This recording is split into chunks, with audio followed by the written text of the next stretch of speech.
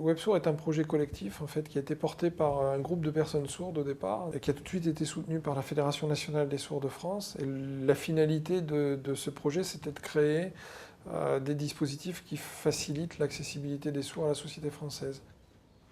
On a essentiellement 3 types de produits. On a les produits de ce qu'on appelle communication à distance. Ensuite, tout un ensemble de produits et de services autour de l'accès au savoir et à des contenus. Et notre 3e type d'activité, c'est un développement de logiciels qui permet en fait de rendre accessibles des grands systèmes d'information vocaux. Imaginez-vous que nous n'avions pas le téléphone, enfin pas quelque chose d'équivalent au téléphone pour les entendants. Alors que là, non, on est à l'oral, c'est un échange verbal, simultané, comme c'est exactement l'équivalent du téléphone. Et donc pour nous, ça change beaucoup de choses dans notre quotidien. Et du coup, on a une grande utilisation de ce dispositif, comme les entendants l'ont également. Bonjour Nicolas, c'est ça va? Oui, ça va. On a fait appel à la finance solidaire au cours du développement de WebSourd, pratiquement à toutes les étapes. Nous étions sur un projet qui était particulièrement atypique, porté par une population très éloignée de l'emploi, très éloignée de l'entreprise.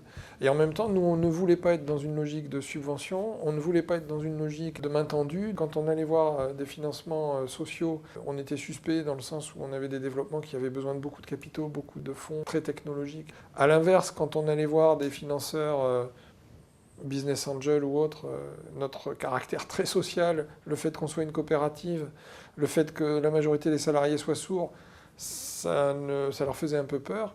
Et en fait, vraiment les partenaires financiers qui ont aidé le projet à démarrer, qui nous ont permis de construire avec de la confiance, c'est les financements solidaires. Cette thématique-là, elle répond à une aspiration profonde de la société. On a envie de développer des structures où l'être humain retrouve sa place et puis finalement qui n'abîment pas la planète, qui permettent de développer du lien social. Donc moi je crois énormément que là il y a un vrai potentiel de développement. Mais encore faut-il qu'on ait des outils pour le faire et c'est pour ça que la finance solidaire elle est essentielle.